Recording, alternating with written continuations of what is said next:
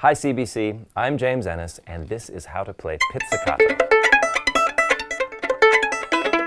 Pizzicato is a technique where you pluck the string, and you can do it with either of your hands. Most of the time, you'll be called on to do it with your right hand, sometimes with the bow, and sometimes you can put the bow down. Basically, you're going to grab the string and pull it. Pretty simple. It's probably the thing you did when you first picked up a violin. Now, as simple as it seems, there's actually a lot of different ways to do that. You can get a different tone depending on where on the string you pluck. Some people prefer, when they're playing things that are complicated, to brace their thumb here on the side of the fingerboard. The technique when you're holding the bow is really just the same, except of course you don't have that option of bracing your thumb.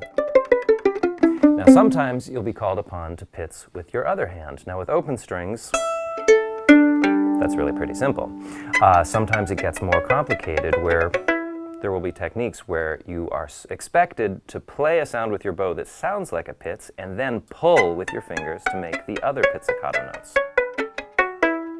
So you have to develop a lot of hand strength, and as you play the notes, you pull away from the violin, and of course, the farther the distance between the note that you're blocking and the finger of your hand, the louder you can make it. It's a lot harder if you only have that little distance. It's a technique that you won't find often until you get into some pretty advanced literature, but it's fun to practice and fun to do. Thanks, CBC. This is James Ehnes, and that's How to Pizzicato.